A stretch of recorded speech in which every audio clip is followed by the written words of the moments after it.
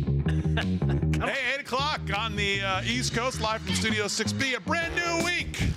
Monday night, April 28th. Glad you're in on a Monday, everybody. Rick Delgado's here with me. Howdy. And that's it. Rick Delgado's here. Rick Delgado, how are you? I'm good. How was your weekend? My weekend was great. Had a lot of fun. Had some nice weather. Got outside. Nice. Did some checking out some new restaurant, which I have to tell. I don't know if you heard about this place. It's in Patchogue. It's called Buttermilk. Have you heard about this place? No. Oh my goodness. Yes, we have. Me and Aaron as a team have. Oh, Aaron. She's half the team that's heard of it. I have not. You have not.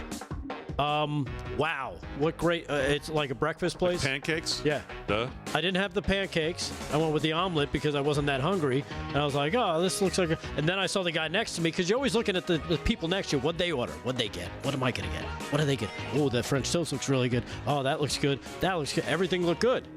Sure. And they huge serving sizes. And I was like, I'm not that hungry, but I got to make a plan to come back here. Then the dude next to me ordered the chicken and waffles. Mm-hmm. Damn it. I'm not that hungry. That chicken and waffles looks awesome. I think he could tell that I was staring at it because it looked that good. So I'm probably going to make a plan to go back this week during the day when I know I'm going to be hungry after work, just so I can sit down and eat their chicken and waffles. All right, Aaron, let me get the real feedback. Have you been there? I have been there. It is pretty good. I went a couple of years ago, I think back when they first opened, and it was pretty good. Yeah. So it's not new. No, yeah, no, it's not for me, that it's new. It's new to Rick, been there. not to the general public. Right. Okay, very good. But it was damn good. I know you like. I know you like Maureen's Kitchen. Oh, yes, I do. I've never been there. It's definitely not that. I can tell you that without having been there. What? It's not Maureen's Kitchen. No, it's not the same. No, it's not. Stop. I think Toast is the best place, though. Oh, Toast is very good. Toast is good too. Very good. Very good.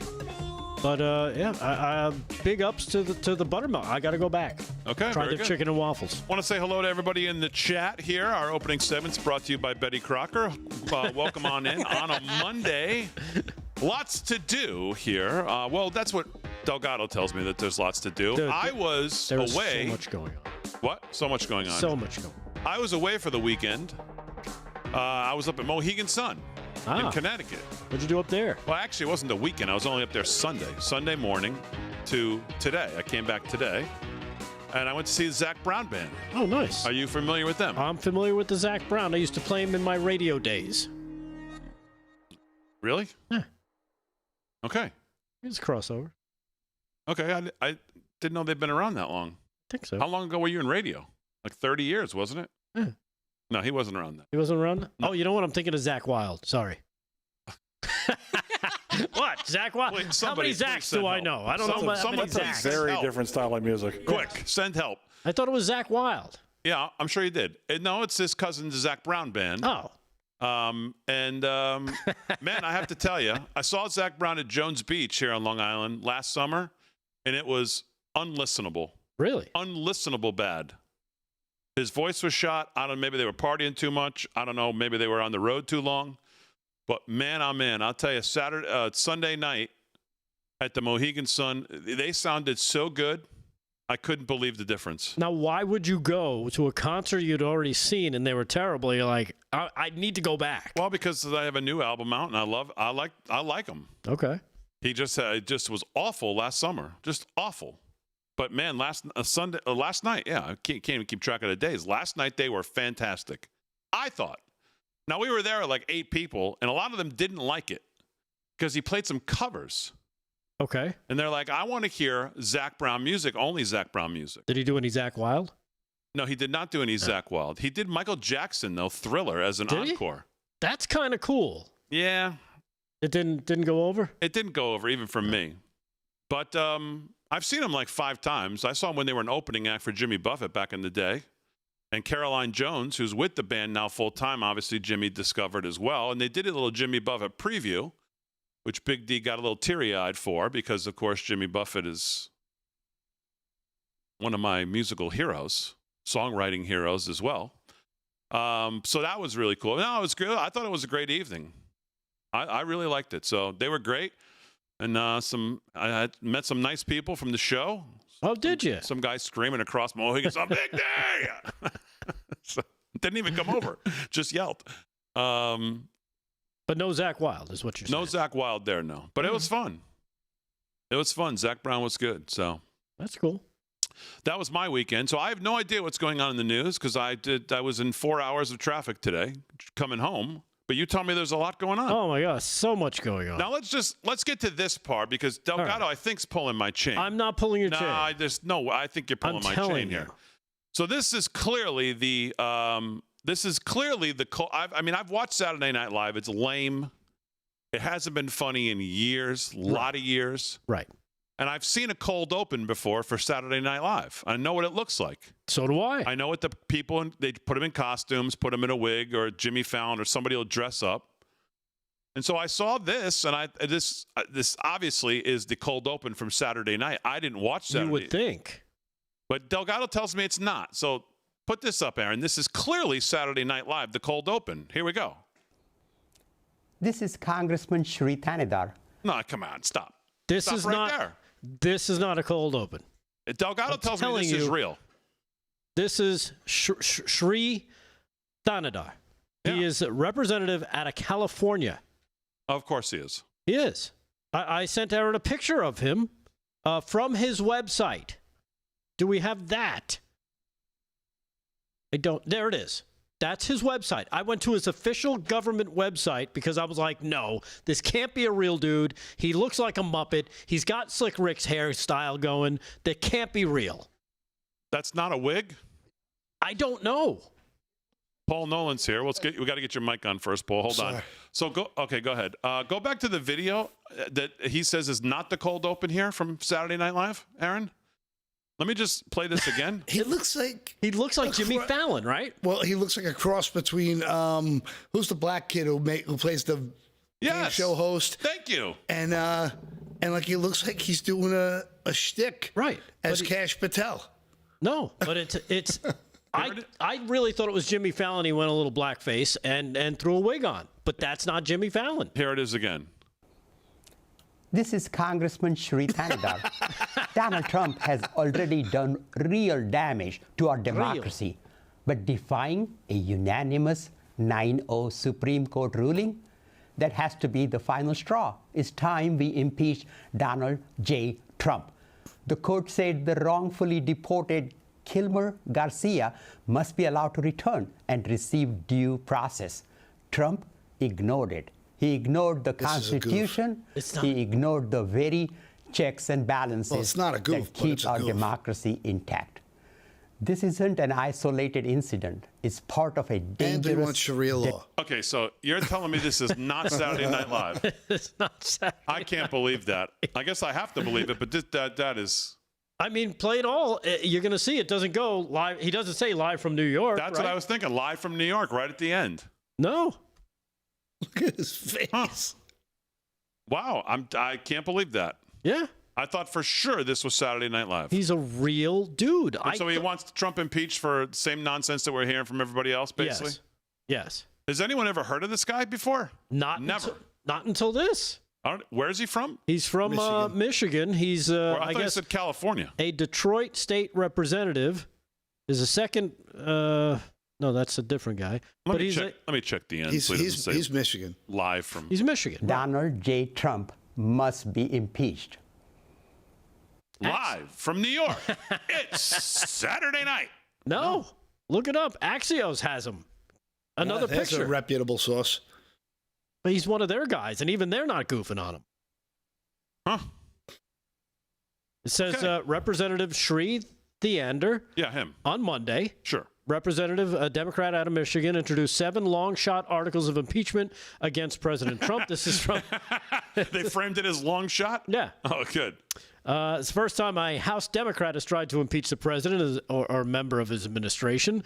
Representative Al Green, of course, was censured last month for interrupting Trump's speech.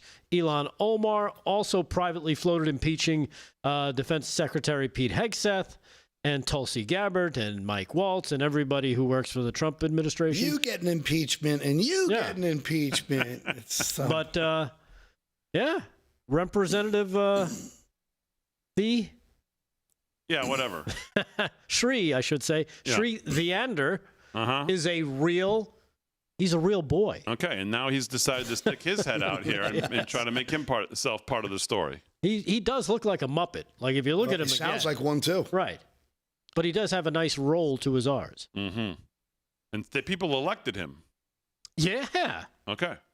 So what is the video? What are the 7 things? What did he say? He's got 7 things he's accusing him of. Let's see here. I can't imagine what those must be. Is Trump derangement syndrome one of them? Obviously, because this guy's got it full blown. Yeah. Why now is this guy? Again, let me just ask the Democrat Party: who's picking your spokespeople? Like, who thought, let's send this guy out? He'll really hit it home hard. He'll connect with people. I think he did it on his own. Oh, he did. He's like the other guy who's called for impeachment like 143 times. Al Green. Al Green, yeah. I think he just took it upon himself to go this time on his own. Okay. But yeah, real dude. Not an SNL character, though it could be mistaken for one, as Damon thought it was. I would have bet almost anything that was the cold open from SNL when I saw it. Sorry to burst your bubble there, Damon. Axios is lumping him in with Al Green and Ilhan Omar as people that have tried to impeach Trump that won't go anywhere. Right. Yeah. Okay. People who want to make themselves relevant is what it should be titled. Think about it. Completely irrelevant. No one even knows who the hell they are or cares. But now you know who he is. And that's the point, right? Yep. He is an American businessman. He's an author, and he's a politician. Is he going to run with AOC in 28? That's what I want to know. I don't know. Could be. Is that a dream team? Could be. Mm-hmm. Head is big enough. AOC and whatever. He's from Michigan's 13th congressional district. He only got elected to the House in 2023. Mm-hmm. Before that, he served as a member of the House of Representatives in the state of Michigan. When asked about this, Hakeem Jeffrey said, I haven't evaluated those articles. I haven't even had an opportunity to talk with him about it. And when he does, it's going to sound something like this. Dude, what are you doing? It's the most ridiculous looking thing I've ever seen. Absolutely most ridiculous looking thing I've ever seen. You know what he looks like? He looks like, you ever see a Tommy Boy? No. You ever saw Tommy Boy? No. Still no. David Spade at the end. The engine turns on and it blows his wig backwards. That's what the guy looks like. All right, live from Studio 6B, just getting started on what's going to be a big week live Friday night at the America First Warehouse. We'll talk about that all week long, but we'll do some news. Paul Nolan's here now. He's going to do some news as well. Slick will be here to do some sports. Just getting started. Hope you had a good weekend, everybody. Welcome on in. We'll get it rolling when we get back right after this.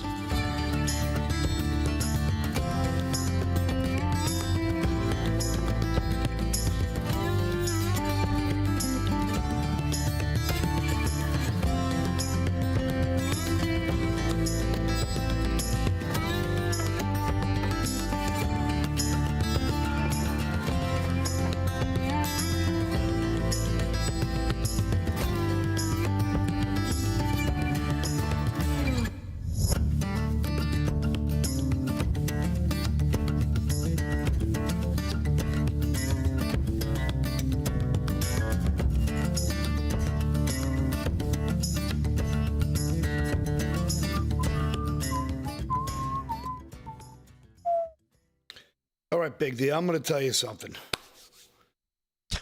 You ready? Yeah. All right. Friday night, I had tickets for Larry Fleet at the Paramount. Who's Larry Fleet? Larry Fleet? He's I mean, you could just play the one song that he has that people know at the warehouse if you want. Let's just shut up. Oh, no, I'm just saying. He got a bunch of good songs. Uh-huh. Let's ask the audience. Anybody At in the audience? Gunpoint, name more than one. Name more than That's Where I Find God. Go ahead. Go. I don't even know who Larry Fleet is. Does he play with Zach Wilde? Does he know Zach Wilde? Nobody knows Zach Wilde. People know Zach Wilde. Kills it. Right? He's going to be with Pantera this summer. I'm going to see that. I can't believe you know who Zach Wilde is. Why not? I don't know. I didn't think you were a metal guy. Not, but I don't know. We're rock DJ, and we played some Zach Wilde. Up, David Luxaro, who's Larry Fleet. Thanks, buddy. There you go. Ain't helping none. There you go, bud. Who's Larry Fleet? Right Sounds like Larry Flint. You're going to see Larry Flint? TikTok Patriot, hello to our friends in the chat. What's going on a Monday night? Frank Wolf Jr., never heard of him, yes. Larry Fleet looks like if you crossed Chris Stapleton and Jelly Roll together. Okay. Racing Banshee on X, hello? Yeah, he just looks like every other country boy. Sweet Potato, hello? Let's see. Who else? Damon X3, Dave Syverson, hello? Nancy Burns on X, hello? Howdy, Rumblers. Big D, he's the state legislature. Russ Turner? I thought you said he was a congressman. Who's Russ Turner? He used to be a state. He used to be a state. He got elected to the House Congress in 2023. Okay. Big D, you've never seen Tommy Boy. Yeah, no, I have not. How could you have not seen Tommy Boy? I don't know. Steve House on Facebook, hello? Mr. AZ Mikey, hello? What's going on? Clint, Zach Wilde, Stillborn, great tune. Charles Barkley Shorts, hello? Lonnie Berkey on YouTube, hello? Racing Banshee, howdy do? Rancher Dane on X, hello? Kimberly on X, hello? Talking about the Twixer chat. Loyalty392, hello on Martin X. Billson, Malcolm, Jinx. Jinx says, love it when Aaron laughs. I agree. Without a doubt. She's got the best laugh. Best laugh. Ken Melinda Evans says, Damon, looking good. Thank you. Feeling good. Looking good, Billy Ray.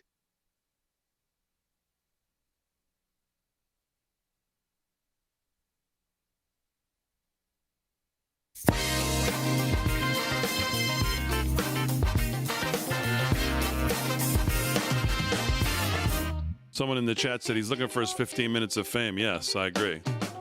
Of the SNL Cold Open that we covered in the last segment, which I guess is not the SNL Cold Open. So 17 past the hour, live from Studio 6B. Lots of other news to get to, Delgado tells me, in the news. And we'll do that. We'll get to sports. I see that the America First Legal has filed a state bar complaint against New York Attorney General Letitia James. Says America First Legal has filed a state bar complaint against New York Attorney General Letitia James over her alleged mortgage fraud. The complaint was filed in New York on Thursday, 10 days after U.S. Federal Housing Finance Agency Director William J. Pulte sent a criminal referral to the Justice Department. Pulte alleged that James, in multiple instances, falsified bank documents and property records to acquire government-backed assistance and loans and more favorable loan terms, which you really can't make this up when you think about what she was saying about Trump. Yeah. And what they've said about Trump, whether it was the value down at Mar-a-Lago or the copy and paste 34 times on the bookkeeping errors that they tried to turn into felonies by adding laws that adding a secondary criminal offense that nobody knows what it is, the underlying offense that nobody knows what it is still, to the corrupt judge in the case and the jury instructions and all that. And then here she is, like we always say, they're accusing you of what they're doing. Yeah, what she was actually doing. Allegedly, well, still allegedly, falsifying bank documents and property records to acquire government-backed assistance and loans with more favorable loan terms. This has potentially included 1, falsifying residence status for a Norfolk, Virginia based home in order to secure a lower mortgage rate, and 2, misrepresenting property descriptions to meet stringent requirements for government-backed loans and government assistance. In the first instance, James purchased a property in Virginia 2 years ago and indicated it was her primary residence, even though she was serving full-time in New York as the Attorney General. Well, I mean, how does anyone think that's even going to work? Like, they think they're commuting? Yeah, I don't know. In the second instance, James was accused of understating the number of housing units in a property she owned in Brooklyn in an apparent attempt to get it treated with a better mortgage interest rate. If James committed mortgage fraud, then AFL alleges that should and would have violated Rules 8.4b and 8.4c of the New York Rules of Professional Conduct. The 2 rules prohibit attorneys from engaging in illegal conduct that adversely reflects on the lawyer's honesty, trustworthiness, or fitness as a lawyer. and from engaging in conduct involving dishonesty, fraud, deceit, and misrepresentation. If what Director Pulte uncovered is true, then we have a sitting state attorney general who has made falsified certifications to the United States in return for federal benefits. So good for America First Legal in filing this, and they need to keep the pressure on. And just like what we saw, of course, they're all up in arms about what we saw with this judge who was aiding and abetting illegal aliens being arrested, and somehow this is the world's coming to an end, and the country's in constitutional crisis even more than it was before because of this. Aiding and abetting illegal aliens. Not enough for the Democrats to be on board. She's the victim, the judge. Just like I'm sure somehow in New York, the attorney general is going to be the victim as she portrays herself already. Yeah, and remember, I've been reading you some of the posts from Crazy Eddie Sam Antar. He posted again today regarding Letitia James being exposed. He says, I told another network every single financial disclosure Letitia James filed to New York State was false. And again, this guy, he's been training people throughout the government to do this for the last 30 years. He's kind of a savant, I guess, when it comes to identifying fraud since he committed it. So he now teaches what to look for. She omitted mortgages. She omitted property. She reported mortgages that don't exist in public records on her Virginia house. She declared it, like you said, as a principal residence while never moving in. Her Brooklyn property, claiming 4 units instead of the 5 that the CO, the certificate of occupancy, states. Says he went to her Brooklyn property. We saw it ourselves. 5 doorbells, 5 electric meters. You can't have a 5-unit building and call it 4, he says. She committed mortgage fraud. She filed false disclosures. She benefited financially. Every time we dig, we find a new bottom every single time, he states. Now she wants taxpayers to pay for a defense after 20 years of lying on official documents. Yeah, he said, the FBI was up my rear for 10 years during the Crazy Eddie case. They taught me how to find fraud. I'm not afraid of her. I'm not afraid of anyone. Letitia James built her career screaming, no one is above the law. Now she's the one caught red-handed and wants taxpayers to pay the bills. Yeah. All right, 22 past the hour, live from Studio 6B. Since he already started doing some, let's do some official news here with Rick Delgado. First of all, Slickster, welcome to the show. How are you? All right, Big D, happy birthday. Thank you very much. Thank you very much. Oh, that's right. Happy birthday. Thank you very much. It is the big birthday day today. Yes, nice. One of the reasons I went to, I'm sorry? 5'2"? Nope, 33. 20. Where'd you go? Where'd you go? You said you went where? I went to see Zack Brown last night at Mohegan nice. Sun. Beautiful. Yes. You have a good time? We had a great time. Nice. We had a great time. So thank you for the birthday wishes, Slick. Delgado, let's do some news. News is brought to you by our friends at Eternal Life Coin. Never heard of them. I'm sorry? Never heard of them. Eternal Life. Who, Zack Brown? Oh, okay. Well, I'm sorry for you. EternalLifeCoin.com. Delgado's got the news. What's going on? All right. Well, getting back to our favorite new House of representative out of Michigan, Detroit, Michigan, Sri Thielander, you asked what 7 articles of impeachment, Damon? Yeah. Well, I have all 7 here. The resolution includes 7 articles of impeachment outlining a range of constitutional violations. He says number 1 is the obstruction of justice and abuse of executive power, including denial of due process, unlawful deportations, defiance of court orders, and misuse of the Department of Justice. That's just number 1. Number 2, usurping the appropriations power for dismantling congressionally established agencies and impounding federal funds. Yeah, sure. Okay. Number 3, abuse of trade powers. Oh, yeah. And international aggression. International aggression. I didn't know that could be something. Including imposing economically damaging tariffs and threatening military invasion against sovereign nations. Sure. Violation of First Amendment rights, David. Oh. Through retaliatory actions against critics, media, and attorneys exercising constitutionally protected speech. There seems to be some irony in that description. That's a good one. Kind of the description of the First Amendment, isn't it? Yeah, somewhat. Number 5, creation of an unlawful office. Oh, which one would that be? Doge? You guessed it, by establishing Department of Government Efficiency and unlawfully empowering Elon Musk to unilaterally violate the Constitution. Okay. I didn't know he could do that, but I guess he did.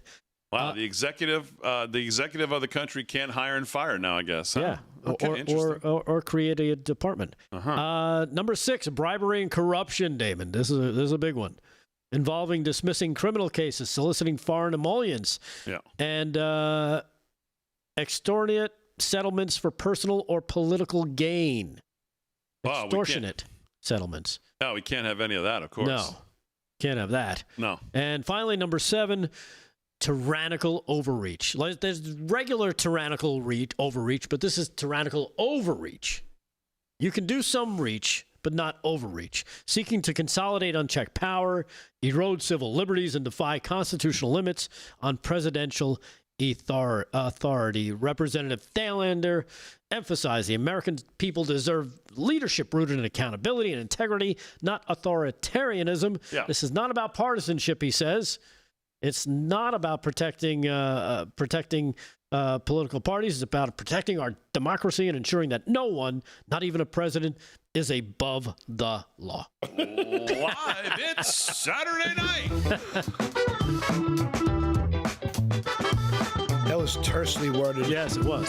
Yes. Thank you, everybody in the chat, for the birthday wishes. I appreciate it from all of you. Thank you very much. No, I'm not 54. 52? No, I'm not 52. Somebody said you look good for 60. I said he's older than that. Thanks, Rick. All right, we're back with Slick and Sports. Paul Nolan with news. Rick Delgado, more news as well. Coming up on a Monday night.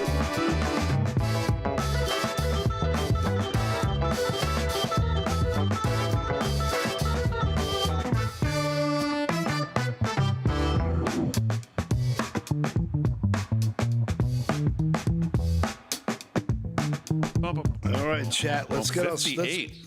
Let's get that. Let's get those lights rocking. Can we start banning people in the chat? 58. John Lavoie, $5 in 61. the YouTube. Happy birthday, Damon.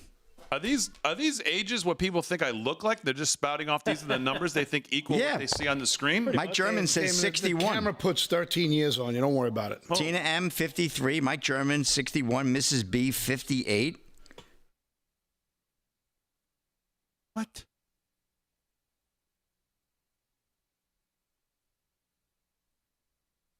I got 2 clips. Oh, great. I don't know if you've got. I don't have anything. No, I'm not collecting Social Security, damn it. I saw it. Yeah. You got a clip on? I got to try to set that up.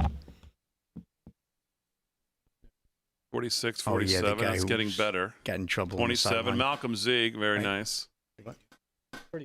Yeah. I'll try to get to both. I'll definitely use one of them. Maybe both of them.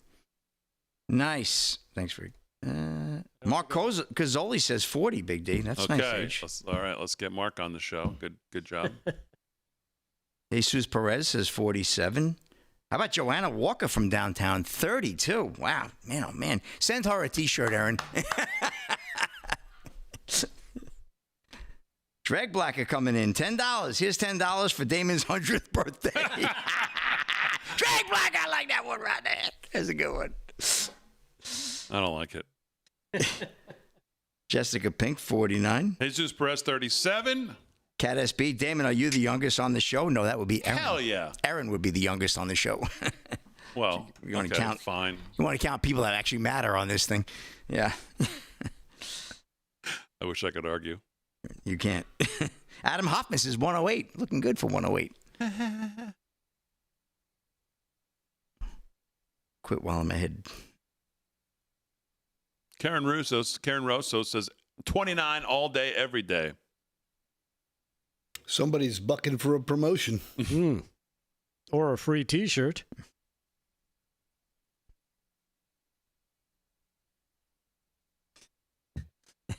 Or the 3 sheets to a My Pillow.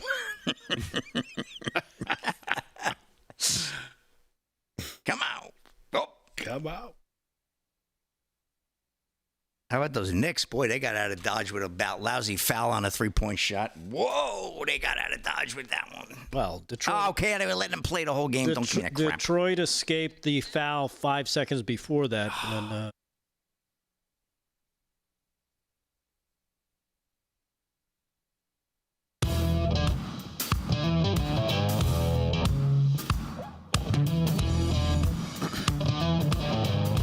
right, 30 minutes past the hour, live from Studio 6B on a Monday, April 28th, my birthday. And I want to thank everybody for the birthday wishes. You know, last year on April 28th, I don't think we ever even knew it was my birthday. And we did the show that night.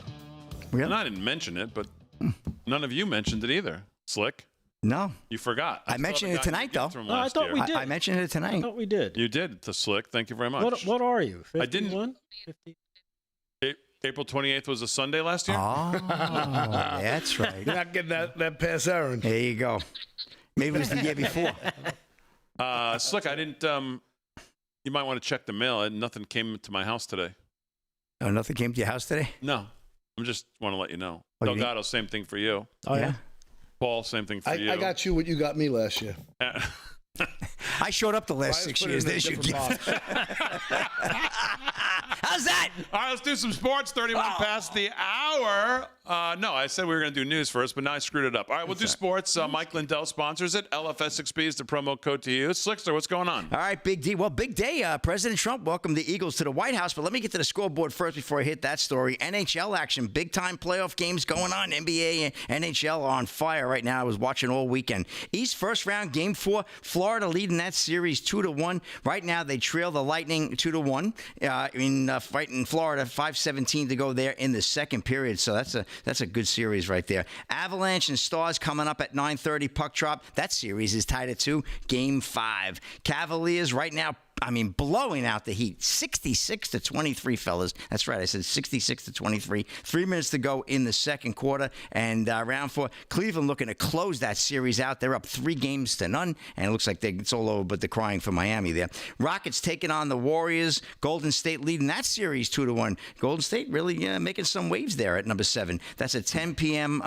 tip-off as well. We're checking that out. Major League Baseball, to the diamond we go. Twins in a pitcher's duel, 11-1 over the Guardians, top of the 8th there. Bottom 6, Orioles blanking the Yankees, 4-0 down in Baltimore. Cincinnati leads the Cardinals 3-1, bottom 7. Give them time, they'll blow that one with that bullpen. Rangers and Athletics, no score, top of the 2nd. Tigers and Astros, same situation, no score, mid-2nd. And how about this one today? Football score. Ready, Paul? Mets, 19-5 over the Nationals. Is that a lot of runs? 19 is a lot of runs. Guy. Yeah, that's a lot. That's more runs than Montezuma's. 19-5, baby. Braves and Rockies, 8:40 first pitch. Damon's trying to check his dictionary on that one. Marlins and Dodgers, 10-10 first pitch. All right, Big D, come on. Let's set it up now. We got a cut on this one, too. Donald Trump hosts the Philadelphia Eagles at the White House, the long-awaited trip there. This is Breitbart News reporting. President Donald Trump hosted the Super Bowl champion Philadelphia Eagles at the White House on Monday. The Eagles defeated the Kansas City Chiefs in Super Bowl 59 by a score of 40-22. Star running back Saquon Barkley met with President Trump to golf this weekend, telling haters to get out my mentions. Following criticism online, Eagle quarterback Jalen Hurts will reportedly miss the White House visit due to scheduling conflicts. But we have that cut today. If you could run that, Aaron. Cut 14. President Trump welcoming the Philadelphia Eagles at the White House. Roll it. Well, thank you very much, everybody. It's an honor to be with this incredible group of champions, great team. And we're thrilled to welcome everyone to the White House, special place, and to celebrate the Super Bowl 59 champion, the Philadelphia Eagles.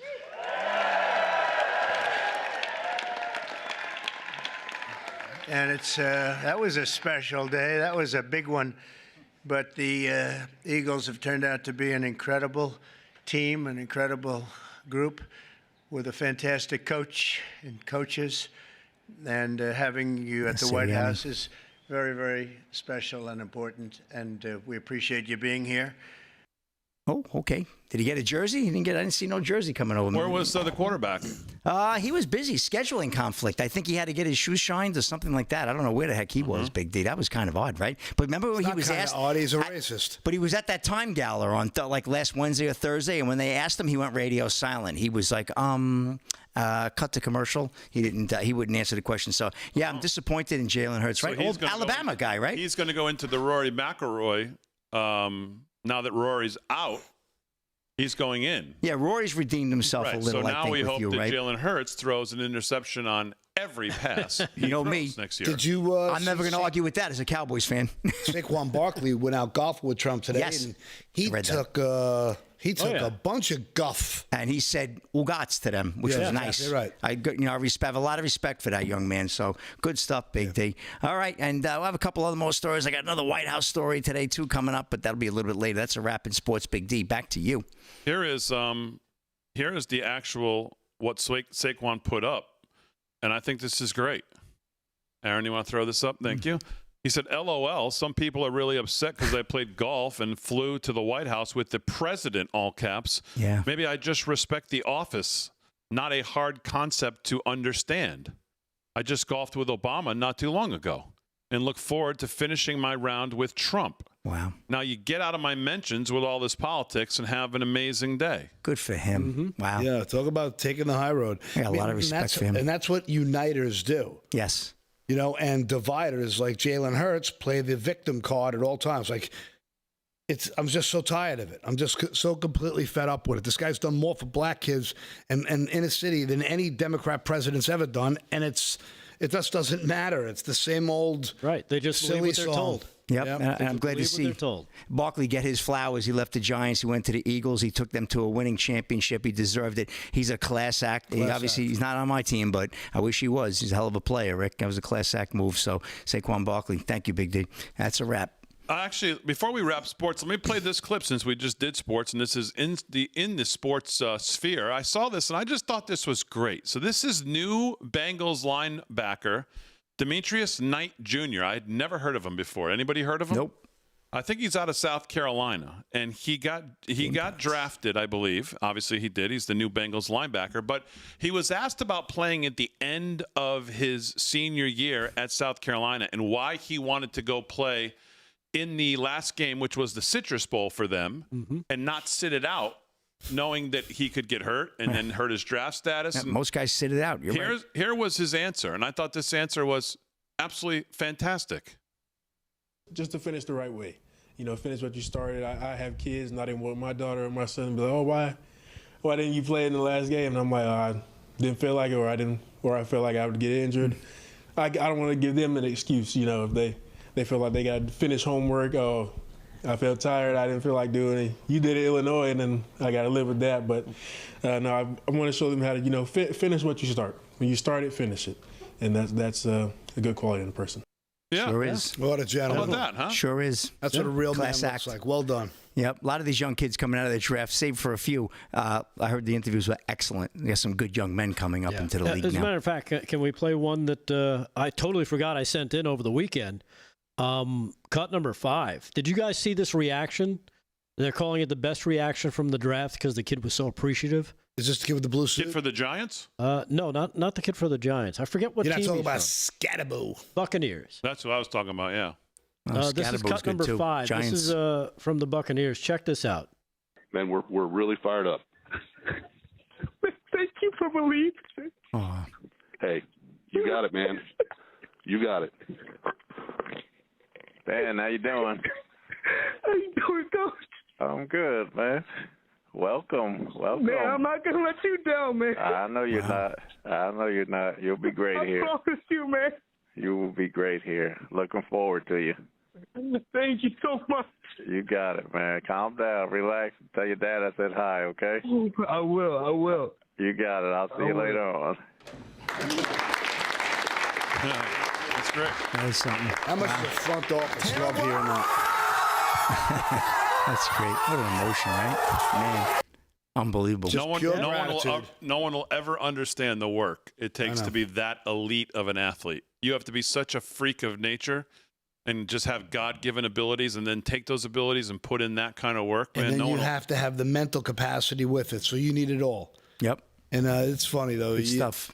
You know, and one of the things I wanted to touch on was I can't believe how many people are hating on Shedeur for falling so far. You know what I mean? Right. Like, to me, I don't understand how people get off on enjoying someone else's pain.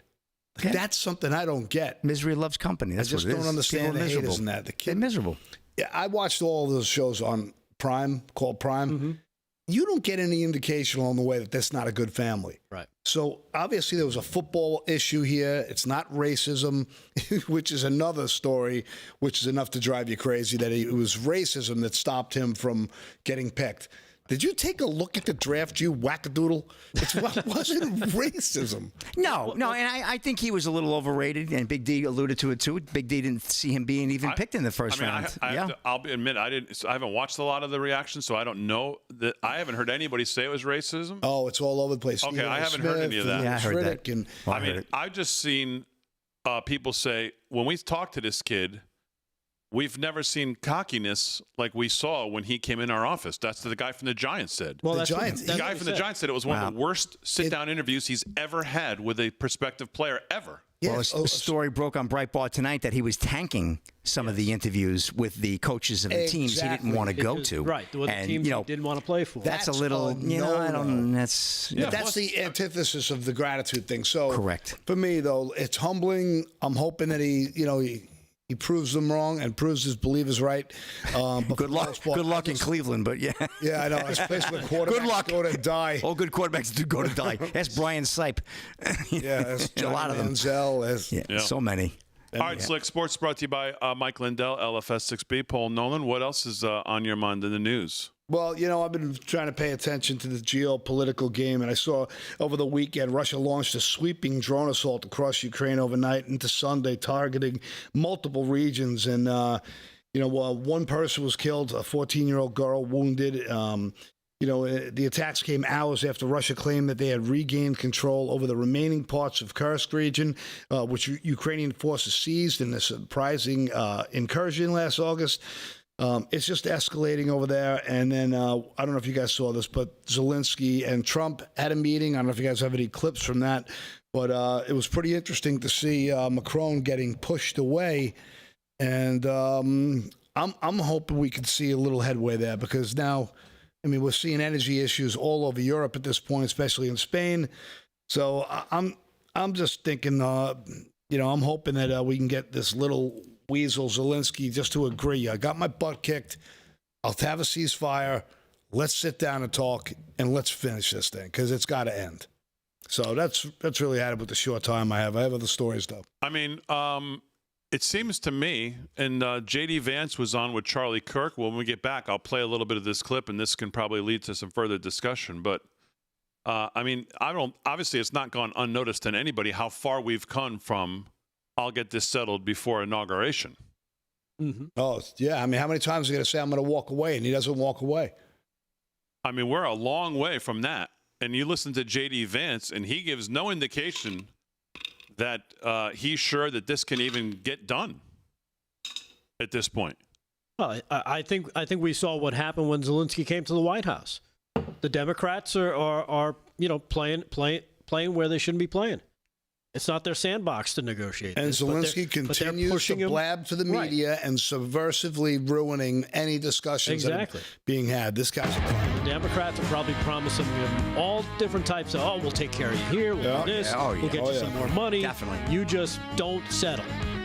All right, 17 till the hour. We'll wrap it up for hour one when we get back. J.D. Vance on with Charlie Kirk today. I'll play you that. Plus, we'll do more news with Paul Nolan and Rick Delgado after this, live from Studio 6B on a Monday.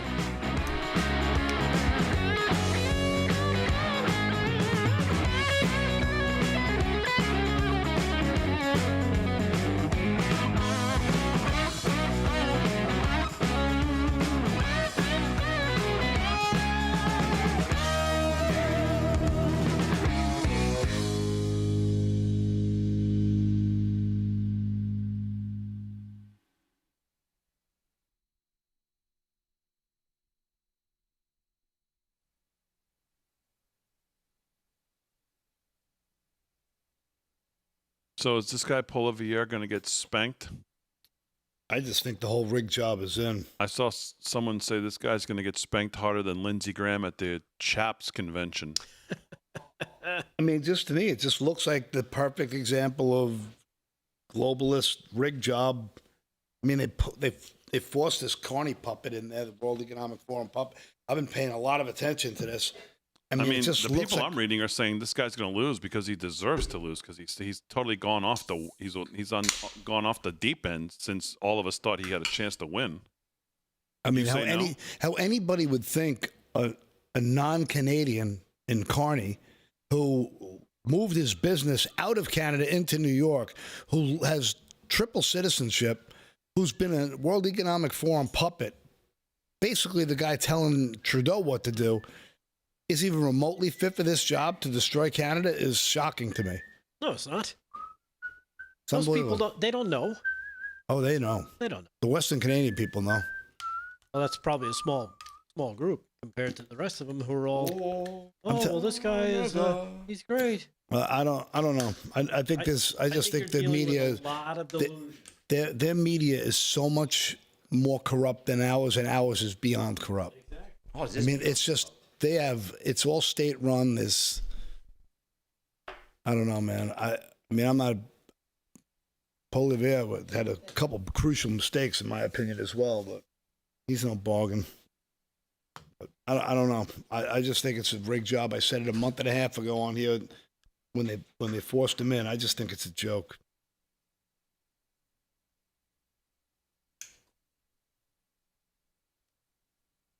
Man, what a long day. Were you shocked at the level of shilling that Mel Kiper kept doing for Sanders throughout the draft coverage? Oh, my God. I watched him and Riddick fighting on air. Are you going to go lick the screen if they put his picture up there, Mel? Holy cow. Like embarrassing. Mel might not have ever deserved the job from Jump Street. He weaseled his way into that position. So who you reading says he deserves to lose because he stinks? What sources? Well, it was a reply to this guy's comment today to Trump. He guy wrote like Trump.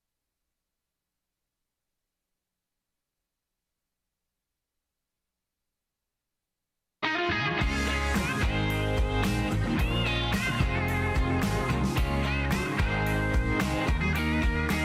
right, 13 to the hour, live from Studio 6B on a Monday, getting a brand new week started, and what a big week it is. We'll be live in the America First Warehouse on Friday in front of you, the live from Studio 6B audience. Some of you who I know are coming in for this opening week. And of course, you'll have every Friday past that to make your plans and come on in to the America First Warehouse if you want to come see the show live. And it'll be a good time. A good time will be had by all, for sure. But especially this Friday, our first one. And we appreciate anybody who's going to make the journey. If you're in this area, even within a couple hours, it's definitely worth it. Come check us out. We appreciate it. It's going to be a lot of fun. And the show will evolve over there as well. We'll get some music. Already got a lot of music recommendations and see. You got Zach Wild? No, we've reached out to his office, but we'll wait. Are we allowed to play like ASCAP music or no? Well, the bands can, yeah. Okay. Yeah, live in the place they can. Yeah. Now tell them what they can do, because I didn't realize they could do this, but they could hold their phone up to the screen right now, right? And scan the oh, thing. Look at that. Right? Yes, Rick, they can. Okay. So you're saying we've only been talking about that for 2 weeks. I know, but to me, I didn't realize that was an actual thing you could do in real time. Yeah. On your home TV. I thought you had to go and pull it up online and then line it up to your phone. Yeah, you boy. You can scan that QR and I thought code. I was a boomer. You can scan the QR code. That's it. Beam right me up. now. And it'll work. So come on, Rick. All right. All right, let's do some more news with Paul Nolan. News is brought to you by our friends at EternalLifeCoin.com. EternalLifeCoin.com. What's going on, Paul? Well, I see what you're saying, Pierre. Poilievre, leader of the Conservative Party, told President Trump to stay out of our election on Monday. That's a good idea. As voters headed to the polls to determine the future of Canadian governance. What, Trump's not enough of a kingmaker? He wants to distance himself from him? So anyway, said President Trump, stay out of our election. The only people who will decide the future of Canada are the Canadians at the ballot box. You know, the Conservative leader statement comes after Trump in Truth Social on Monday reiterated his ambitions to make the northern neighbor the 51st U.S. state and urged Canadians to elect the man who has the strength and wisdom to make it happen.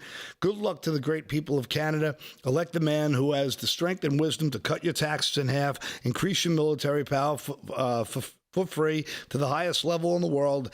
Have your car, steel, aluminum, lumber, energy, and other businesses quadruple in size with zero tariffs or taxes. If Canada becomes the cherished 51st state of the United States of America, Trump wrote, I guess, I don't know why he keeps on trolling with that one, but no more artificially drawn line from many years ago. Look at how beautiful this land would be. Free access with no border, all positives with no negatives. It was meant to be, he continued. And Paulo Vieira and Carney, the Liberal Party candidate, have pledged to stand up to Trump and resisted calls to make Canada the 51st state of America. So that's the kind of reason why people who don't like him the way we do completely hate him. He's such a ball buster. And supposedly tonight during the election, I guess the Canadian election website went down. Oops. What a shock. So anything else, Paul? Yeah, I have a few things here. There was a couple smaller stories that I thought were, somewhat, I don't know. It's just, I don't know if you saw this. The potty-mouthed Democrats, the typically euphemistic language for politics is increasingly being replaced with profanity in the midterm looms, and Democrat candidates are dropping F-bombs and other expletives in their ads and appearances. I don't know if you've seen this or not, but the trend is not limited to its campaigning. Certain words such as ass and pissed have been heard for decades, but lawmakers in the Texas Democrats, Jasmine Crockett, has gone on extensive media coverage and forged a reputation using the kind of language that you'd expect to hear in the mean streets. So I just thought the Democrats were taking another step lower in their race to the bottom. And I don't know if you saw the clips of them having the sit-in with Hakeem Jeffries, and they did another song. They did another dance number on the steps, and they were bragging that they, like all 23 of them were in protest for 6 hours on the stoops, just sitting in the sun. Oh, they were out there longer than Yeah, well, I think they reached well over 10, yeah. They were over 12. Okay, yeah. And plus, is that really news that they're a bunch of potty mouth America-hating Marxists? I don't think that's even news. I mean, that's... They just choose their new stupid front man, whoever's going to. I mean, now it's Crockett and AOC and Bernie and. I wish you guys had the clip of the guys singing on the stoop. It was just so embarrassing. Again, it was just so embarrassing again. So what was the point of the sit-in? The point of the sit-in was to, I don't know, I guess prove that senators in the U.S. Senate don't really do anything because he could sit there for 12 hours. I guess. Yeah, that's a good point. Yeah. All right, we'll do some more news with Paul. Let's do some news with Rick Delgado. What else is in the headlines today, Delgado? All right. Well, of course, Democrats are going crazy. The mainstream media, the deep state media, of course, lying to you at every chance they get, trying to tell you, as Rachel Maddow does here, that now the president is underwater when it comes to people's impression of how he's handling immigration and deportation. Sure. Check this out. Here's cut number 11 from the great Maze Moore as he puts up Rachel Maddow up against a CBS report that comes out around the same time. Cut number 11. Watch this for yourself. There's a new Washington Post ABC Ipsos poll that's out today. Their headline, Trump's immigration ratings turn negative. He's always been able to count on people being with him on the nasty things he says about immigrants. Not anymore. People are not with him on immigration anymore. The thing he can always count on having a positive approval rating on, not anymore. So it's all bad for Trump. I'll read this. In terms of the public just soundly rejecting everything he's doing, even the stuff that he says just for political effect, it's having the opposite political effect that he intends. Approve. I don't know that we have ever seen another first 100 days from any president this roundly rejected and hated by the American people. 56% approve. According to CBS, ABC trying to tell you a different story. Of course, Rachel Maddow. So you're saying the chart behind her was not part of her broadcast? No, obviously. It wasn't. Okay, gotcha. That was the CBS poll that came out around the same time that shows just the opposite of what she's telling you. Yeah, and by the way, it's not 56% is a joke. It's probably 86% of the American people agree with getting these people out of the country. Right. It's not 56. It's like 86. And that's lower than it should be. Yeah. But it's at least 86. They're just lying to you, gaslighting you into some idea that the country's like 50-50 on getting rid of gangbangers, and because they're trying to build their story on this Maryland father. It's not 56%. It's like 80%. Yeah. You ask most people in this country on either side of the aisle, do you want hardened criminals living and wandering your neighborhood? They're going to say no if they're being anywhere intellectually honest. That's the truth. No parent, I don't care where you sit politically, wants gang members and gang bangers hanging in their towns, around their schools, around their shops, around their churches, around their kids, around their grandkids, nowhere. And anybody else that tells you differently or acts like it has something else to do with some other grand scheme or some rights or due process or any of this other stuff is just lying to you. So it's not 56%. These people make me are ill. Make me ill the way they lie to you and gaslight you like her. Never seen something so soundly rejected. I mean, that's just such garbage. There's no backing. There's nothing to back that statement whatsoever. None of her phony polls or a phony host on her phony network. And if that's her only evidence based that this is being rejected, well, that tells you what her opinion's worth. What the whole network is worth. Nothing. Garbage. Our live from Studio 6B. That's a quick wrap on hour 1, hour 2 coming up right after this.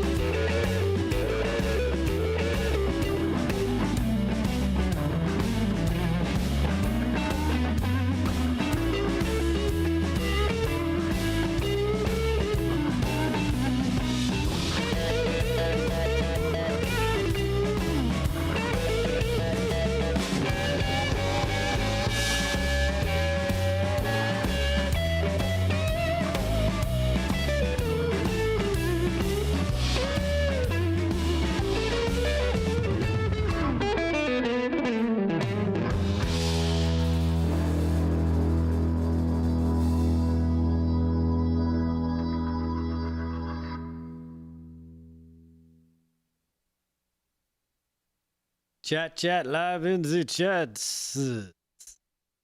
Chatses. Damn, what is that? Over on the 6B Getter, Damon's Revenge says, the only 56 in this conversation is your age, Damon. Oh, snap. Oh, Aaron thinks that's Aaron funny. thought that was when you're that age, you let. Lauren was. that was Okay, Lauren. wow, then you gotta watch her. I love that Lauren. She's a pip. She is a pip. 56. Straight to jail. 56. Good Lord. Broke spoke Jesus Perez. Jesus Perez is kissing your butt, Damon. Yeah, well, come on. Happy 30th. Happy Thank you. 30. He's a good. Times 2. Thank you. Oh, he didn't say. You added that. I added that times 2. You're throwing these poor people under the bus. That's a good one. Ha ha ha. See how I made you old? Broke spoke is in there. Woodrow. Susan McGee says that rant calls for a drink, Big D. And here it is. I have one right here. Chris Allen. Chris and put that on your pancakes, Big D. You still can't even open it. You can't even open it. Your old arthritic hands can't even open it. It's really so true. Oh, look at that. Mrs. B is in the Mrs. B. The YouTube chat. Got an extra glass there? I'll take a taste of that while you. It's really good, actually. Yeah. Ooh, it smells really good. Yeah, that's it. Rinse your mouth. Get it all. It tickles the senses. No drinking on a show. We go to jail. I don't think I've ever seen D have a drink. No. I saw him have a vodka and cranberry like 20 years ago. Saw him have a Shirley Temple once. You had that. Remember Taste of Asia? We were there. You had one. Marilyn Pono Vodka and cranberry, yeah. Stolio and cran. You had one with me. Tall glass. Sergeant Arby. Drank it like it was a Dixie cup. You probably forced me. No, you still have one of those two. Oh. Joe in Las Vegas. In the YouTube. That drink come with an umbrella? Where, Taste of Asia? I like that place. Too old to drink, Damon. Oh, yeah, they got the best sushi around. Do they? Look at Chopper Scott. Slickster. See you guys Friday night, brother. Oh! Chopper Scott. Chopper Scott coming in from the YouTube. From the YouTubes. Nice. Chopper Scott, I'm going to see you, brother. Go to the YouTubes. Linsons said they read 60 plus 1 minutes is possibly being canceled. I mean, the ultimate propaganda machine. Do you see the ending of 60 Minutes and Scott Pelley went off on his own network? No. Yeah. Was it because that producer quit? Yeah.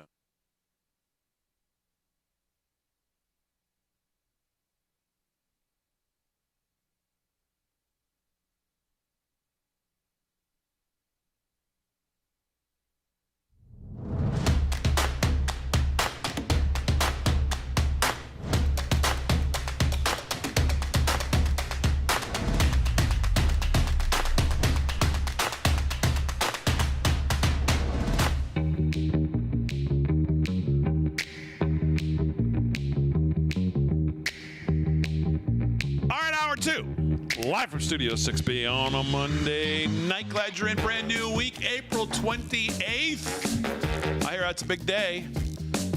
On a Monday, Real America's Voice. Slick Rick's here. He's going to do some more sports. Rick Delgado's got the news. Paul Nolan's going to have some news as well. Aaron and Fran holding it down as always on a big week. Friday, live at the America's First Warehouse. Open to you, the public, for the first time. You can scan that QR code right now if you want to join us over at the America First Warehouse. It's going to be a hoot. Yeah. And Slick, someone just told you they're coming in the chat, huh? Chopper Scott.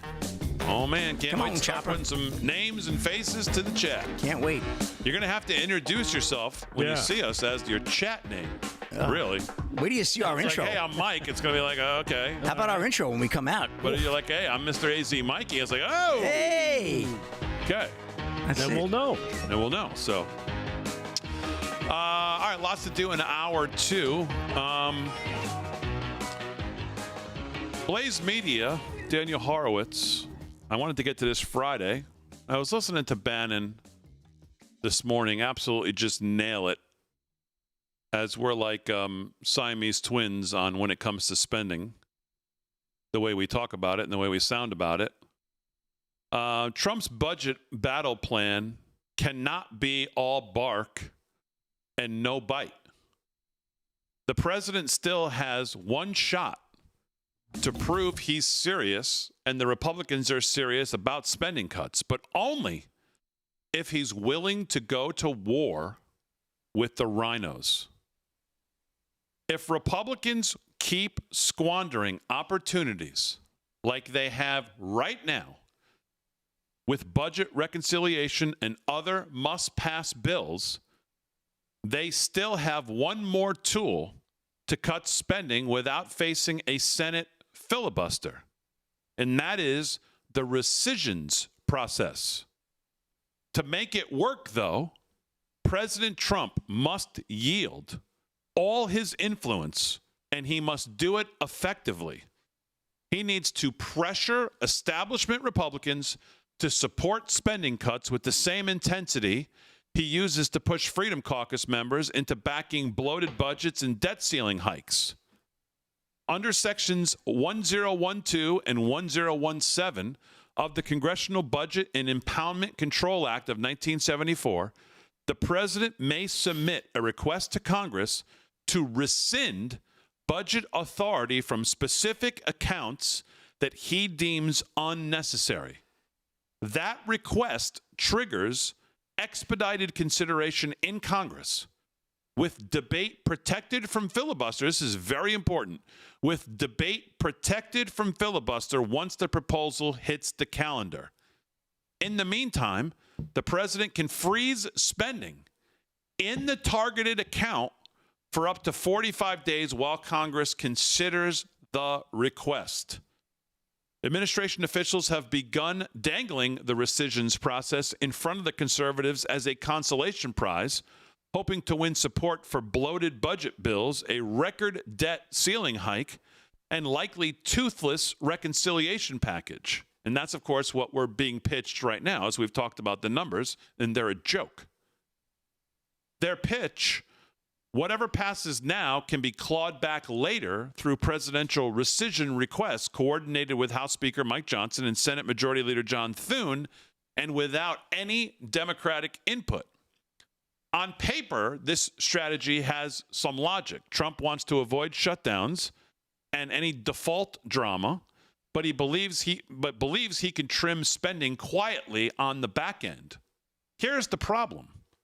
The same GOP establishment that resists spending cuts during appropriations will stand in the way after the fact.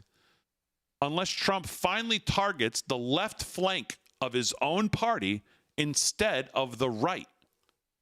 In early May, the House plans to vote on the Trump administration's first rescissions package, $9.3 billion in cuts, mostly from foreign aid and defunding NPR and PBS. That's a good start. It should be applauded.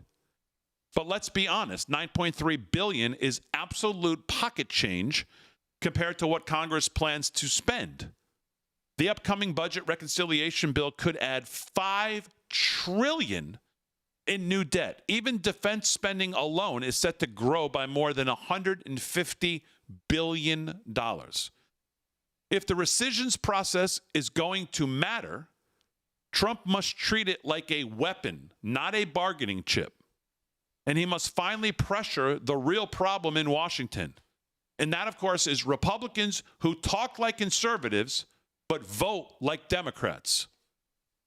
Unless Trump applies real pressure on Republican holdouts, especially in the Senate, most of the rescissions packages will stall. Cutting NPR, cutting PBS could be a layup. But $8 billion of the proposed cuts target USAID and other foreign aid programs. Those enjoy, unfortunately, bipartisan backing, including from Republicans like Senate Armed Service Chairman Roger Wicker of Mississippi. We've seen this stupid movie before. In 2018, Trump sent Congress a $15 billion rescissions package. 19 House Republicans defected. But the bill passed 210 to 206 thanks to a larger GOP majority that we had then. The Senate, however, killed it 50 to 48 after just 2 GOP defections. Trump tweeted about the bill 2 days before the House vote, but nowhere in the public record did he threaten consequences for any Republican dissenters. He never punished the defectors, and he quickly abandoned the rescission strategy. The debt piled up for the rest of his first term. The moment passed, and history rolled on. This time must be different. Trump must match the pressure he puts on conservatives, urging them to swallow bad front-end budget deals, with equal, if not greater, pressure on Rhino Republican incumbents who oppose back-end spending cuts.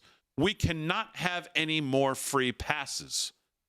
He should submit a rescissions package targeting climate, slush fund nonsense, and dare any Republican to oppose it in public. Then he should name names if they do. If they side with the green energy scam over fiscal responsibility, they should face the threat of a primary challenger, no exceptions, backed by the president. If Trump refuses to campaign forcefully for his own priorities, the rescission process will yield nothing more than symbolic cuts, token reductions that don't even come close to offsetting the deficit spending that the Republicans have already signed off on. If proposed clawbacks like $6 million for energy efficiency programs in Mexico, $4 million for migrants in Colombia, $4 million for LGBT system research, $3 million for Iraqi Sesame Street, nearly $1.2 million for LGBTQ initiatives, and $1 million for voter ID program in Haiti, those are the current requests. Sure, Republicans will hold press conferences, wave these absurd line items around in front of the cameras, and vote to rescind them. But do not kid yourself. Shaving a few $1 million from programs no one knew existed doesn't even approach the scale of the problem. When Congress passes trillion-dollar deficits and then touts million-dollar cuts, it's not leadership. It's all performance for you, for the cameras. And the country cannot afford another act. And Steve was talking this morning, not necessarily about rescission packages like that, but I hear how fed up he is. And we can only hope that more and more people are getting there with the performative fake opposition that the Republicans claim to be when it comes to spending and deficits. And if President Trump, as we head into the midterms, and again, we live in such a compressed political calendar, when you think about the midterms and how really close they are, Congress needs to start codifying President Trump's agenda in something that actually matters. And Scott Bessent today, if you noticed, has finally put a hard date on the table. If tax cuts are going to get extended, and we're going to look at some of these other things, no taxes on tips, July 4th is about it. That's about the deadline, he said. Is that the deadline?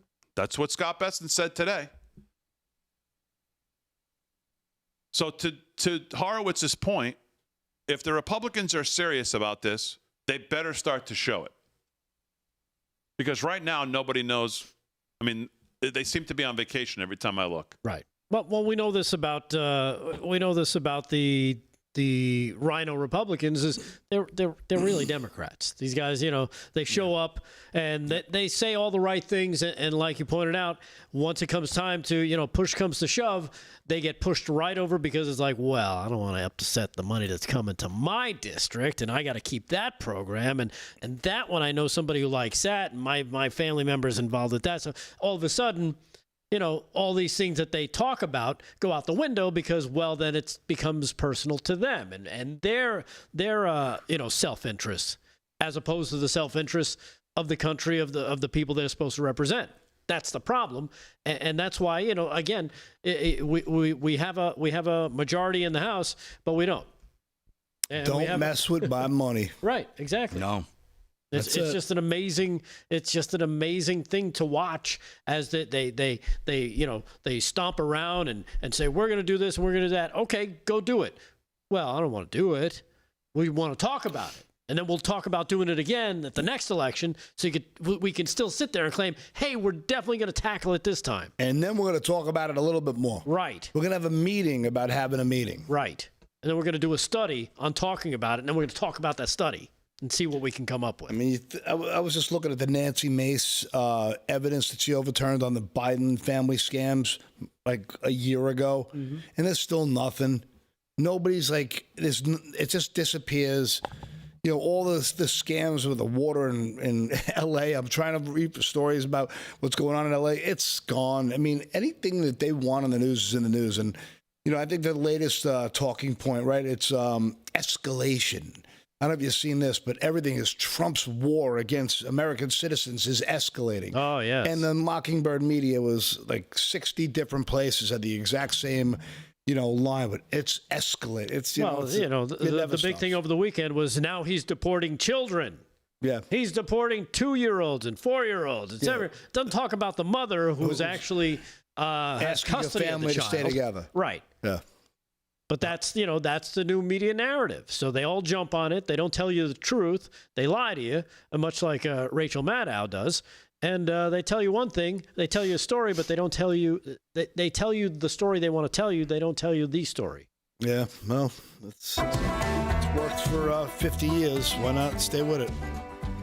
All right, live from Studio 6B on a Monday. Sports coming up with Slick. News coming up with Delgado right after this.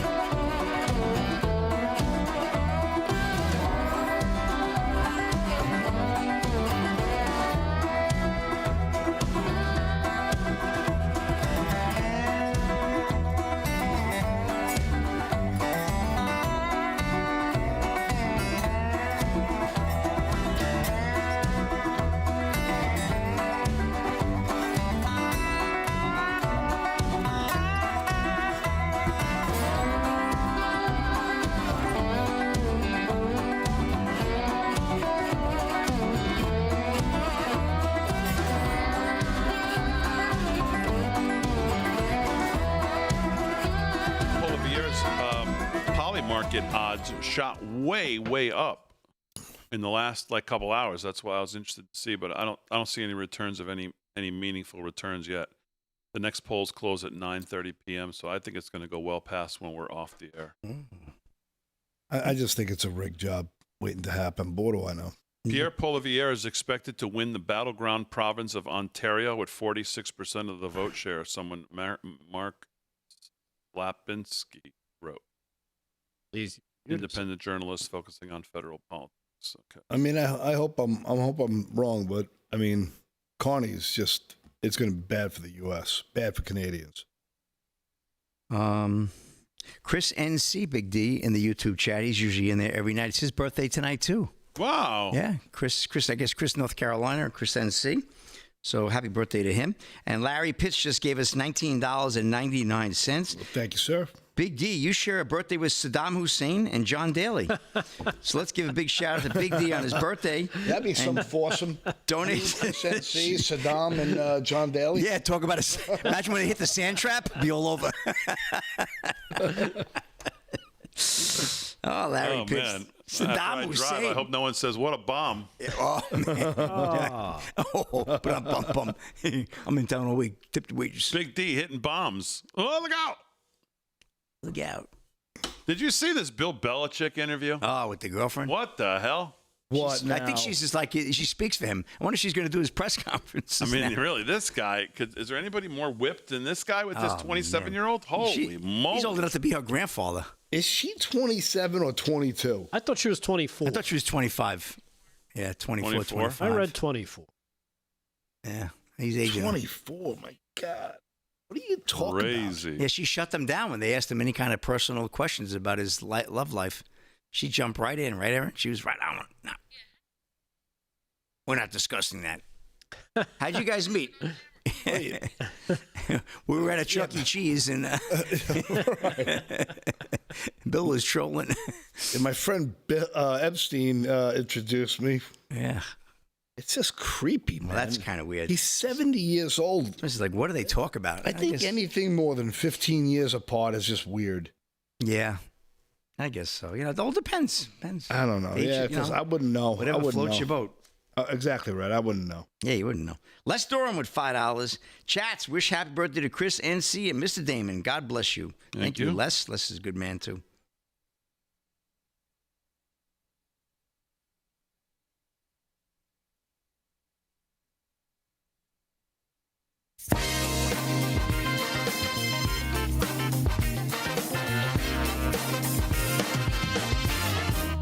All right, 17 past the hour, live from Studio 6B on a Monday, getting a brand new week started. We'll be spending most of the week over at the America First Warehouse, getting ready for Friday night. You'll be live over there. Hopefully some of you will join us live in the studio audience, which we will start to be doing just about every Friday over there. And whether there's 10 of you or whether there's 1,000 of you, we're going to have a great time on Friday nights over at the America First Warehouse. And we hope to see as many of you as can make the journey to this area. If you're in the Northeast or you're going to vacation here or work a trip to the America's First Warehouse into your plans on a Friday night. And it's a cool place, and too. it is a cool place if you're if you're an America First Trump supporter, or even if you just love the country, and even that's enough. It's Americana all the way. And you can scan that thing on it. You can scan that. You can scan that. It's called the QR code, Delgado. Yeah, I saw that. Your camera phone will pick it up, and then you can click on the link it gives you, go right to the website, boom. Right on their TV. Some people think it's right just on there. it's a Jackson Pollock painting, but it's not. It's not? It's a Jackson Pollock. That's what it is. All right, let's do some sports. Slick's Got Sports, brought to you by our friend Mike Lindell. Use code LFS6B at checkout if you're shopping at MyPillow for whatever you're shopping for. All the great stuff from Mike Lindell. And if you do use our code LFS6B at checkout, send your receipt into, I think we're doing it this week only, LFS6B at yahoo.com, and you can pick out a free T-shirt from our live from Studio6B.com merch store, where there's a bunch of great stuff, and you can pick something out absolutely free, and we'll send it out to you. That's if you use code LFS6B at MyPillow at checkout. Slickster, what's going on? All right, well, Governor Kemp signs Riley Gaines Act, banning trans athletes from girls' sports. Unbelievable. Gwynn, We the need Breitbart. this. Amazing. Georgia Governor Brian Kemp signed legislation into law on Monday that would block males identifying as females from competing in girls' and women's sports at public schools and colleges in the Peach State. The Riley Gaines Act, which will take effect on July 1st, requires that student athletes from kindergarten through college compete according to their biological sex, not what they may identify as. The law further requires the state to provide separate locker rooms and changing facilities for male and female athletes. It will establish clearly in Georgia law that males are not allowed to compete in female sports in the state of Georgia, said Forsyth County Republican State Senator Greg Dolezal, who sponsored the measure. This bill recognizes that when you allow males to participate in female sports, it ceases to become a female sport. Riley Gaines, for whom the legislation is named, has emerged as the leading voice among female athletes seeking to prevent trans inclusion in girls and women's sports. In March of 2022, Gaines, a former collegiate swimmer at the University of Kentucky, tied transgender swimmer Leah Thomas at the NCAA Swimming and Diving Championship. Despite the tie, the championship was given to Thomas. Well, we know the rest is history. We were reporting that back then. More than 24 states nationwide have adopted the legislation identical or similar to the Riley-Gaines Act. In early February, President Trump signed an executive order titled Keeping Men Out of Women's Sports, which charged the federal government with investigating schools and institutions that violate Title IX by allowing men to compete in women's sports and, if necessary, withholding federal funding from those who don't comply. So what do you guys think about that? I can't believe we're even discussing it. I think, yeah, I mean, the fact that we need this, we live in a world where we need the governor to sign a law like this. It's just beyond crazy. Well, thank God he did. At least we got one state that's got it right. We won't see that happen in New York. That's for damn sure. But well, you got a bunch of states that have done this already. Yeah, they said 9 states have done it, so that's a good start. But we still got another 40-something states to go, right? So we got a ways to go here. And Knicks legend Dick Barnett passed away at 88. Barnett won 2 championships with the Knicks. The old school Knicks fans will certainly remember the great Dick Barnett. Ryan Gaidos of Fox News. Dick Barnett, a basketball Hall of Famer and All-Star who won NBA championships with the New York Knicks, has died. The team announced on Sunday he was 88. The Gary, Indiana native was the 5th pick in the 1959 draft out of Tennessee AI. He started his career with the Syracuse Nationals, played 3 seasons with the LA Lakers, and eventually played 9 years with the Knicks from 65 to 74. He was on the team that won the championship in 70 as well as in 73. And they also won 3 straight NAIA championships back in the late 50s. So pretty good story. Great career there. Finished his career with 15.8 games per average, and he's 9th on the Knicks career scoring list. And his number 12 jersey was retired back in 1990 and hangs in the rafters of the Garden. Dick Barnett, great Knick of the past. Rest in peace. That's a wrap in sports. Big D, back to you. Okay, Slick, very good. Sports is brought to you by Mike Lindell. LFS6B is the promo code to use at checkout. Have you guys heard about or seen this horrendously horrible, unwatchable piece of crap, garbage Snow White movie that they made? God, no. I heard it was terrible. The woke new version of Snow White. Yeah. I wouldn't watch it at gunpoint. They spent, you and everybody else apparently, because they spent $410 million making this thing as woke as possible in the production of it. And, opening weekend for these so-called blockbuster movies, you got to make back what you spent plus some on, like the new Tom Cruise that's coming out in May, the last Mission Impossible. Mm-hmm. Whatever it spent, it'll do double in the opening weekend easily, and then go on to do. Well, they just don't get the message. They just don't get the message. You know what Snow White did in its opening weekend? $194 million. $194 million, locking in a $300 million loss. Oh, God. On opening weekend as opposed to what they spent on the production. Because that 194 is not nationwide. Because that would be huge nationwide. That's worldwide. Yeah. So that's a terrible number. Terrible. Yeah, that is Bomb City. Yeah. Did you see the lead actress, how she had doubled down? If you don't like our diversity, don't even dare watch us. Well, guess what? People took the message has been heard loud and clear. Loud and clear. Imagine producing that piece of garbage. That was a Mickey Mouse return. The producers probably told her to say it. And this wacko says that, don't come, challenging people because she's so big. Ugh. Oh, yeah, it's amazing. Well, she tanked that movie 2 years ago when she got cast in it. She started, bashing the storyline, bashing the idea of Snow White, bashing the whole thing, and it just made you wonder, why would they go on with production? They replace the actress immediately because that's not who your audience is. And the fact that it's called Snow White. The girl is white. Skin is lily white, I believe. Yeah, and that's the thing. She had a big rant about how, it's oppressive and the right. She's a racist, blah, blah, blah. All right, let's check in on Canada. Let's go to Canadian news here at Global News and check in with boomers in Canada on election night and see what the most important thing to them is. Let's see here. And you've got a few thousand people. We're up around 7,000 right now. But David, just to show the viewers how it differs, just click on there on baby boomers. Okay, so now we're saying this is all respondents. This is just people who are boomers. What do they think is the top issue? Canada-U.S. relations. So you see one of the reasons why older people are voting for the Liberal Party. The Liberal Party is way ahead on this issue. They own it. And if you're a boomer, you're focused on it. Okay, now you wanted to contrast with... Let's talk to our friends in Gen Z. Gen Z. What do they think is the top issue? Affordability and cost of living. So when you look at... Yeah, and so when you look at the differences... And that maps, sorry to interrupt, but that maps more to Poilievre's side of the equation. Absolutely. This is time for a change, voters. Right. We're seeing some of them show up in Atlantic Canada tonight in a very efficient way so far. So that contrast on what people think this election is about, whether it's about Donald Trump in the U.S. or it's about their own affordability situation and what's going on in their own homes, that's what the race is about. And once again, this is... So boomers there are no different than boomers here. They voted their own demise because they think the number one issue is Trump, not the fact that they can't afford anything. They'll never be able to afford their cost of living, and they keep voting for these overly oppressive regimes of taxes and regulations and everything else. No, it's Trump. That's the number one problem with boomers in Canada. And that's why it is the way it is. That's the brainwashing. All right, more news with Delgado and Paul Nolan live from Studio 6B on a Monday right after this.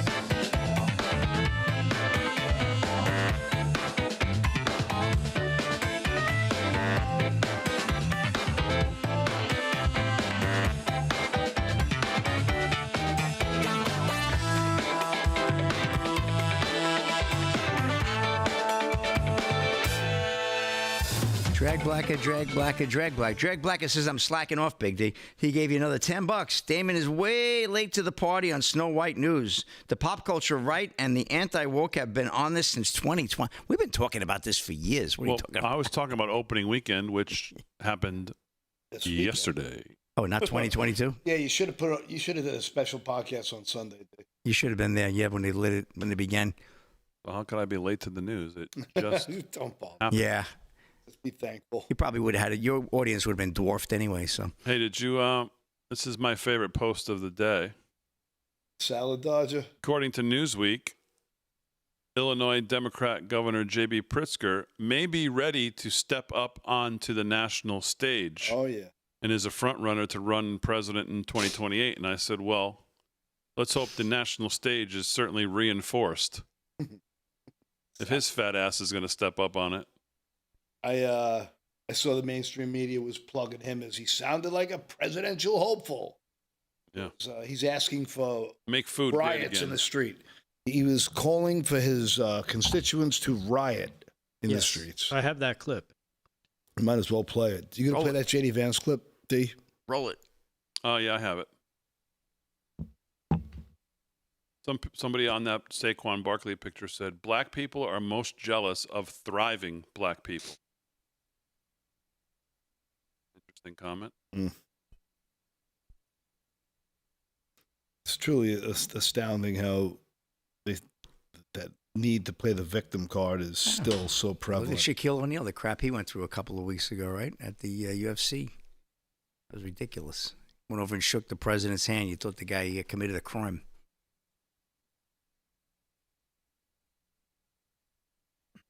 His career. It's worth it just watching them the last 10 minutes, band. Right? Chuck. That was a little audio friend here. Detroit Knicks. Reconciliation, the big beautiful bill, they're going to throw another $150 billion. That's over $1 trillion. And I love Pete Hegseth, but when Pete Hegseth puts out $1 trillion defense budget, all caps, I'm not feeling good. I'm not feeling like it got control of the building. The important thing here is that for America to be safe and to get a defense budget that doesn't drive us into bankruptcy, because you are not going to be able to touch social programs until you get cuts in defense.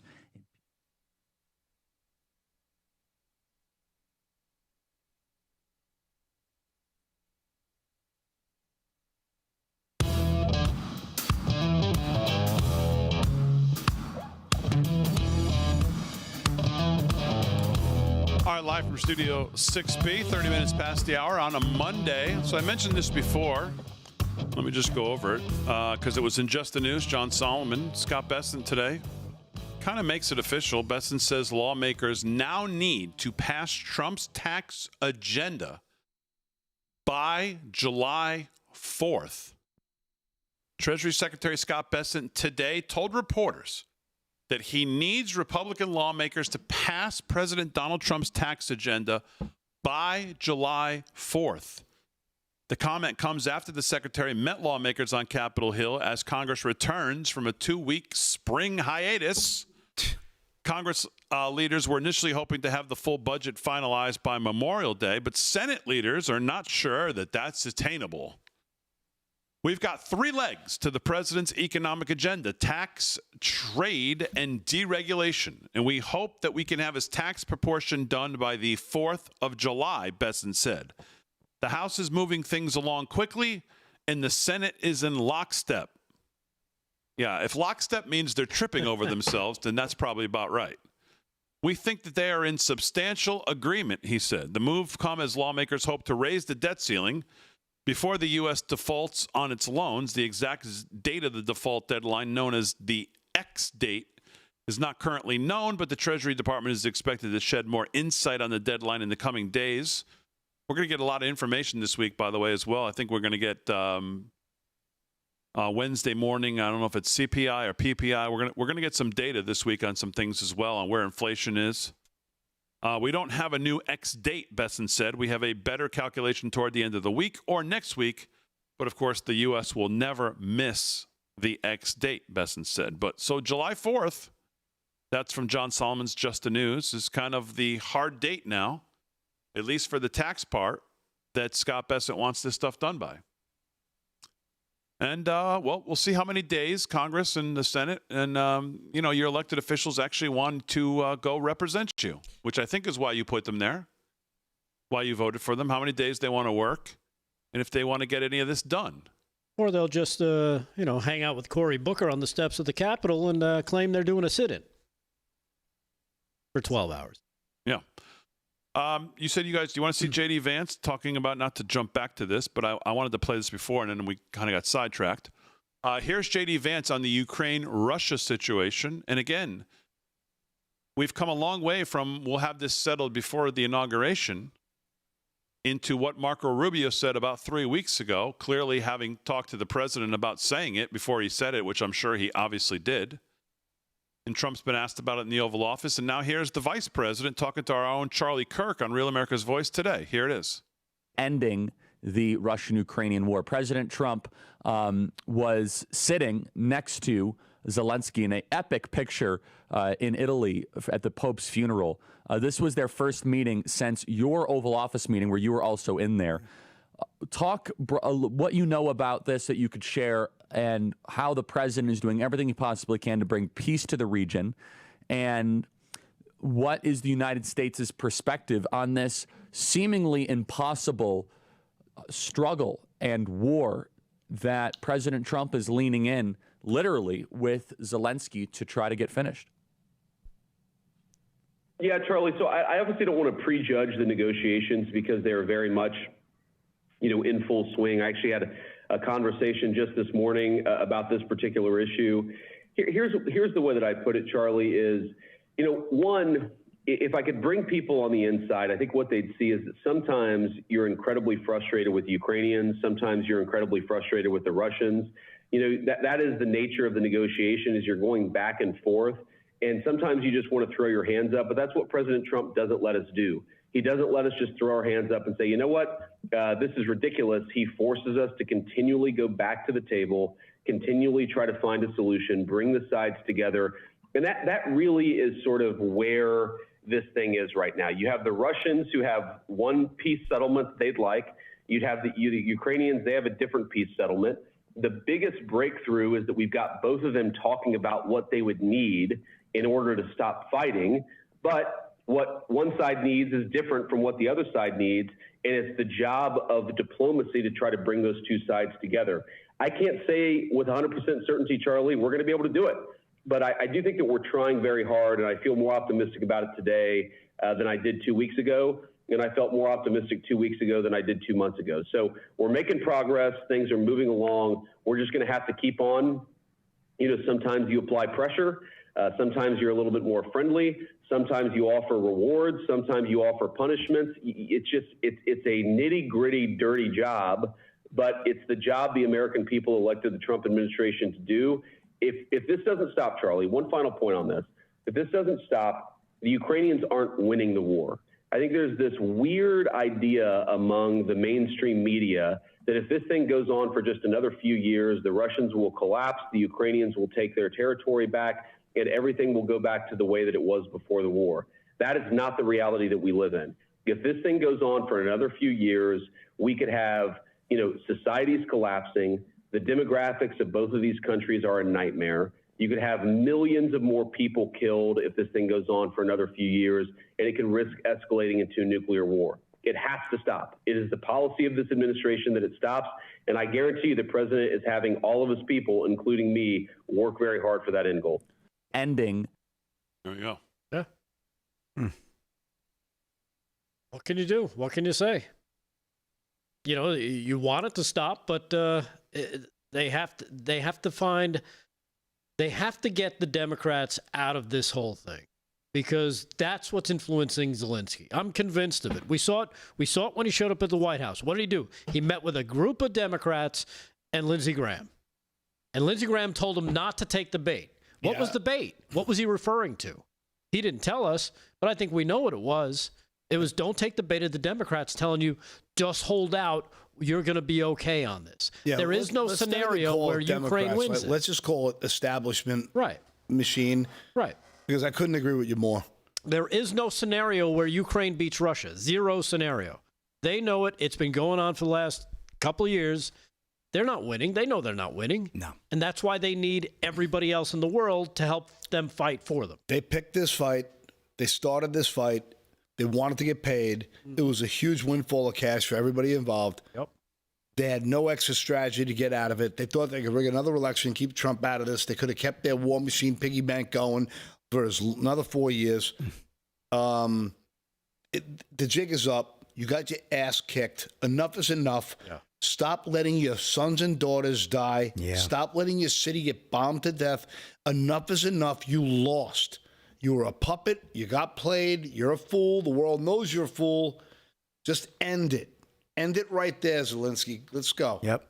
Have a conscience. Clown. Have a conscience. Man. All right, 38 past the hour, live from Studio 6B. Let's do some more news with Rick Delgado. And news is brought to you by Eternal Lifecoin, eternallifecoin.com. What's going on, Delgado? All right. Well, speaking of the people that continue to evade justice, talking about a little pressure coming at Press Secretary Caroline Leavitt as she was asked for an update, believe it or not, Damon, on the Jeffrey Epstein files. Oh, yes. Hold on. Well, they should be watching 6B every night. They would have had this almost every night. Yeah. Well, here is Cut 16, where she is asked by the reporter about this, and here is her answer. Again, here's Cut 16 about Jeffrey Epstein. Check this out. And a couple months ago, the DOJ released what they called phase 1 of the Epstein files. Chad Prather. And they announced that a lot of those files, the remaining files, probably the bulk of the files, were actually in the New York field office. They requested that they be returned the day after. And some legacy media reports show that not only were those files returned to the DOJ, but that hundreds of FBI agents are going through them day after day and getting them ready for public release. Do you have any updates from the DOJ or the FBI on when those files are expected to be released, and also when we might start seeing some arrests of the client? Emily Austin sitting there too. I can assure you that the Attorney General and her team at the Department of Justice are working on this diligently. For a specific timeline, I'd have to check in with them, and we can certainly do that for you, Rogan, in the effort of transparency. Yeah. So he specifically asked for Rogan arrest O'Hanley. because that's what we need to see. These are the people that committed the rapes of these young girls, allegedly. And if so, then they need to be arrested and put through the system. Give them due process, I believe.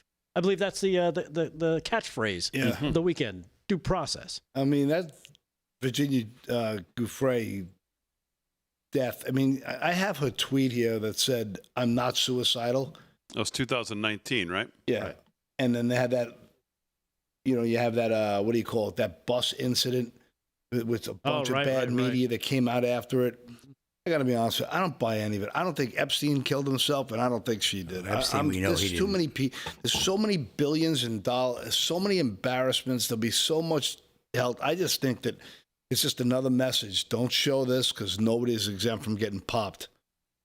Yeah, I don't know, man. I'm just so cynical, though. We'll see what happens. Over in Colorado, though, I don't know if you guys caught this over the weekend, at least 114 people who are allegedly illegal immigrants, illegal aliens in the United States were arrested at a party at a Colorado Springs nightclub early Sunday morning, according to DEA. Check out this. This is cut number 9. Cut number 9. Over 100 illegals arrested. Check it out as they come out of the building. And look who's waiting for them. Here they come. It's like, oh, ICE is outside. We got to get out of here. Whoops. It's like a conga line. Yeah, exactly. Whoa. As you can see, you're not going anywhere. Yeah, you're not going anywhere, sweetie. Nice outfit. Whoop. All right, you can stay. You got to go. That's what's going on now. Where was this? Like I mentioned, in Colorado Springs, it was an illegal underground nightclub where 114 illegals were arrested. Also, active members of the military were also involved, which is disheartening as they were active duty. They were at the party itself. Some were working security. Others were there as patrons. Here's another video clip of this, cut 10. You can see that they're being detained. It's just amazing. Wait, you had active U.S. military doing what? According to the story, and this is, again, coming out of Colorado, there's a lot of military bases in that area, and it says here that it's obviously concerning to have active duty military involved. We're working with our partners at Army CID on that case. There's a lot of military bases here, so it's not necessarily surprising, but we're going to take it very, very seriously. Active duty military, having... Playing the part of security for the club, or just being there hanging out, having a good time, and got caught up in the sting. So not a good look for those members of the military. Are they allowed? They're obviously, take out whoever the people were. They're not allowed to just work like something like that, even if it was a legitimate operation, right? I don't think so, no. Yeah. So I'd imagine even if it was a legit operation, it'd be a conflict of interest. Right. On top of that, it's an illegal operation. Yeah. Yeah. Totally. All right, Paul Nolan coming up. A little more sports, a little bit of everybody here as we wrap it up for a Monday right after this, live from Studio 6B.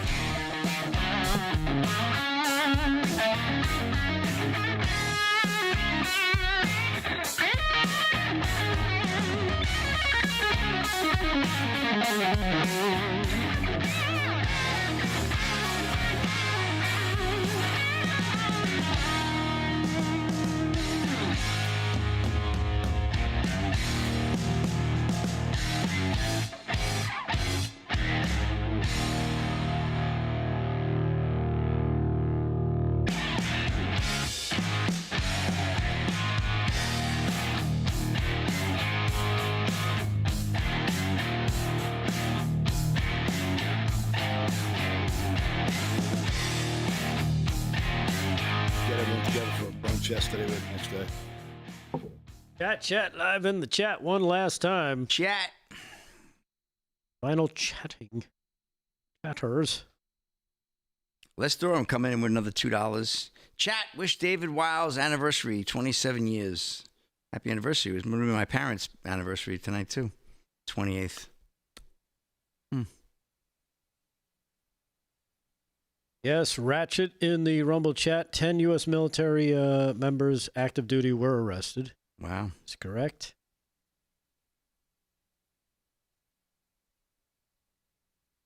Someone else just mentioned how Macron just got dismissed. You know, number one warmonger in Europe. Trump was like, just beat it. Oh, yeah, I heard he walked over, tried to insert himself. Yeah, and he just like, beat it, you sissy. Sweet potato. So this You are starting correct, to Sweet restore Potato. the power in Spain. I don't know if you guys saw that.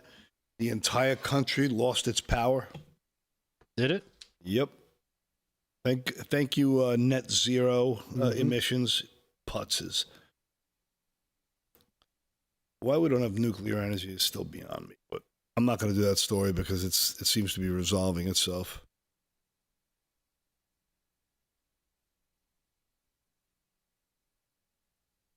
And Miller, De La Vaca, Rancher Dane, Pitchfork 22, all people in the Rumble chat. Michael Rogers.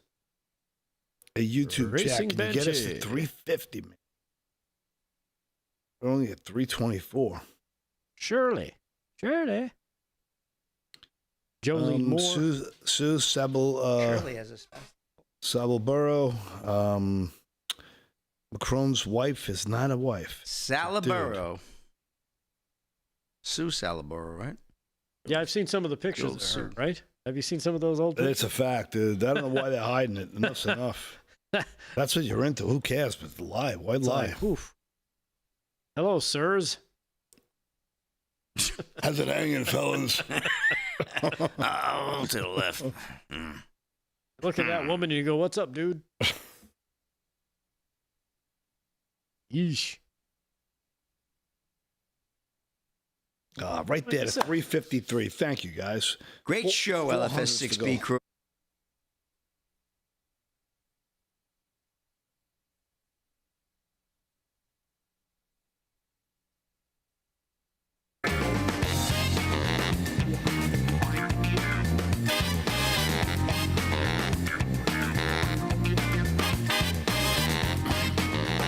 All right, 13 to the hour, live from Studio 6B. I saw today that Elise Stefanik trails Governor Hochul by just 6 points in a theoretical governor election. Did you see that? Yeah. She could Slick, be what do you think about that? She could be the next governor Think in we're New going York to have a State? Republican governor in this state? I talked to somebody. Oh, God, I can only hope so. Do you know I talked to somebody who actually called New York a battleground state today? I don't know if it was by mistake. I said, did you say that it's a battleground state? I told you. Oh, Delgado says that every year. You're getting close, though. I agree. I mean, outside of New York City, it's all red. That's the problem. I mean, you think Cuomo's not going to be the governor? No. Really? No, Cuomo, He's going to be the mayor. Isn't Cuomo running for governor? No, he's running for mayor. Oh, he's running for mayor. He was already kicked out as governor. Right. You know, he's gonna win. He's gonna be the mayor. I mean, Zeldin gave a run for the money, didn't he not? What? Zeldin gave them a run for their money. Oh, he came so close in the end. He just missed. He was in single Stefanik, digits. big money. If they put they're going to have to put big money behind her, though. I'm sure they will. You know? Yeah. That'd be All right, 12 minutes till the hour. Let's do a little bit from everybody. Paul Nolan, I'll start with you. What else was on your news radar today? Well, I guess I would want to talk a little bit about Spain. I don't know if you saw that. The entire nation lost its power. And you could thank net zero carbon emissions, jackasses. It's just not working out so well. And but anyway, they're starting to get the power back there. That was one of the things I thought was interesting. Tensions are heating also between Pakistan and India. The story between them, the tensions getting rise with closing airspace on one another. That's a headline I thought that was pretty intense. So obviously that. But I thought the real story that I wanted to get to was President Donald Trump's border czar Tom Homan on Monday again dismissed news reports that the administration has been forced the deportation of American children of illegal migrant mothers, saying their moms wanted their children to leave the U.S. with them. His quote was, what we did was remove children with their mothers who requested the children depart with them. This is a parental decision, parenting 101. The mothers made that choice. But news outlets this weekend reported a story about lawyers for the Honduran-born mothers saying immigration and and Customs enforcement officials had recently deported the moms and their 3 children, ages 4 and 7. So once again, the media was kind of skewing the story to get the liberals to froth up, get excited, get upset, and increase their TDS. So he says they weren't deported. Holman said, "We don't deport our citizens. Parents made a decision, not the United States government." So that's it. I just figured I'd hit some of those headlines and give the one story I wanted to talk about. All right, thanks, Paul. There's a new. Maybe we should look at that Saturday Night Cold Open video again, because now I'm seeing things I didn't see the first time. All right. From our friend Maze Moore. Looks like this. Donald Trump has already done real damage to our democracy, but defying a unanimous 9-0 Supreme Court ruling, that has to be the final straw. It's time we impeach Donald J. Trump. Donald Trump has already... There you go. Looks like Jimmy Fallon out in the sun a little too long. I told you. It looked like Jimmy Fallon with a wig on. I just cannot believe that's But real. it turns out it's a real guy. I know. Who goes to Slick's hair guy. He probably should have went into politics. I could have got elected if that guy could. Let's do a little more sports. Sports brought to you by Mike Lindell. LFS6B is the promo code to use. Slickster, what else is going on? All right, Big D, back to the scoreboard. NHL action. Well, the Florida Panthers came back, scored 3 unanswered goals in the third to take that game 4-2. They now have a commanding 3-1 lead in the series, East first round. Avalanche taking on the Stars. Puck drop, in about 2 minutes there, out in down in Dallas in American Airlines Arena. And the Cavaliers, well, it's pretty much over there. 135-77 over the Heat. 2:35 to go in the fourth. Cleveland will move on to the next round with a 4-0 sweep of the Miami Heat there. Warriors taking on the Rockets. That's been a good series. Right now, Golden State leading 2-1, so big game for the Rockets. Do you know that no NBA teams only come back 5% of the time when they go down 3-1, and no NBA team has ever come back down 4-0. That's an amazing statistic. 95% of the team 4-0. The series that is is over, impossible. right? Yeah, no, I'm sorry, no team. 3-0. I'll check that. Yeah, I know. Delgado's perfect over here. Let's see. Moving on. Oh, here we go. NHRA, American Rebel Light, NHR 4-1. I don't know where next one will come anywhere near. NHR Big D 4 Wide Nationals in Concord, North Carolina. They hit the track over the weekend, and Top Fuel, Sean Langdon coming in at 330 miles an hour, takes Top Fuel. Funny Car went to Austin Prock. Dallas Glenn took the Pro Stock. Top Alcohol went to Brandon Greco. Sounds like Big D leaving the parking lot. That sounds like Big D leaving there, tailgating for everybody. You got it, Big D. And real quick, we got a rodeo, big one in California, wrapped up over the weekend. The Clovis Rodeo, over $400,000 purse, all-around cowboy with Seth Hall, $2,300 for tie down and team roping. Bad back went to Tilden Hooper, 88 points on C5 Rodeos. Virgil picked up 10 grand there. Steer Wrestling, the final went to Eli Lord, 4.6 seconds. Team roping, James Arviso and Nikki Northcutt, 7.8 seconds. Saddle Bronc, Rusty Wright, 88.5 points on Corey and Lang Rodeos. Munster. And then tie down, we had finals, Britt Bedke, 8.5 seconds there. And last but not least, I'll go to the barrel racing. We had the final go to Lisa Lockhart, 16.68 tenths. She picked up 19.20, 405, 938 is the total payout on that rodeo, Big D. And that's a wrap in sports. Back to you. All right, Slick, very good. Let's go to the man who, as Slick Rick says, is perfect with the news. That would be Rick Delgado. Not a hair right place. Right. What's going on? I was just going to piggyback off of Slick's sports report there. I did have an extra clip of Donald Trump with the Philadelphia Eagles that I wanted to play, because this is Trump being Trump, right? We talk about how much he loves sports. He loves these guys. He connects with them on a certain level. Here he is, cut number 15. He introduces the head of Eagles security, a guy called Big Dom. I guess. Big Dom, yeah. I guess he got introduced to him through Saquon Barkley yesterday. So here it is, cut number 15. Check this out. Trump being Trump. We also have to recognize the Eagles head of security. This is a guy, they say he loves Trump. This is a guy, and I had Saquon give him a big, beautiful hat last night because I've been hearing about this guy. He likes Trump. His name is Dominic DeSandro, Big Dom, and he's sort of a legend. Come here, Dom. Come here. Say a few words, Dom. I hear this guy's just, come here. I'd just like to say thank you. We're honored to be here. Thank you, President Trump, and that's it. Go Birds. Thank you, guys. My paisan. He looks like a Dom. He said my paisan. Man, oh man, that's the guy Looks you like wanna roll every with. one of my uncles. Yeah, I've seen him after the games with Sirianni and them walking him to He's a character, that guy. Oh yeah. He got a little trouble there. moments. He had a couple moments this season. Yeah, he inserted himself on the field at one point in the game. Yeah, he got a little trouble there. Big Dom, he could knock down just about any lineman. Big Dom was a little too big a couple times there. Stay off the field there, Dom. A couple times he was big dumb. Yeah, exactly. What else, Delgado? And last thing I got, Scott Jennings, our favorite over at CNN. Here he is calling Randy Weingarten a liar to her face. Love this clip. I hope you do too. Cut to. We don't know each other, but speaking on behalf of millions of American parents, I have 4 at home. I had to teach them at home. My wife had to teach them at home. I am stunned at what you have said this week about your claiming to have wanted to reopen schools. I think you'll find that most parents believe you were the tip of the spear of school closures. There are numerous statements you made over the summer of 20, scaring people to death about the possibility of opening schools. And I hear no remorse whatsoever about the generational damage that's been done to these kids. I have 2 kids with learning differences. Do you know how hard it is for them to learn at home and not in a classroom that was designed for them? And for you to sit in front of Congress and the American people and say, oh, I wanted to open them the whole time. I am shocked. I'm stunned. I'm stunned. And there are millions of parents who feel the exact same way. Okay. Yeah. There you have it. Ooh. To the face. Wow. Ba-boom. In the face. Wow, that's crazy. In the face. Revisionist history right there. As always, we salute our military, active and active police, firefighters, first responders, EMTs, all emergency personnel. Thanks, everybody on the show.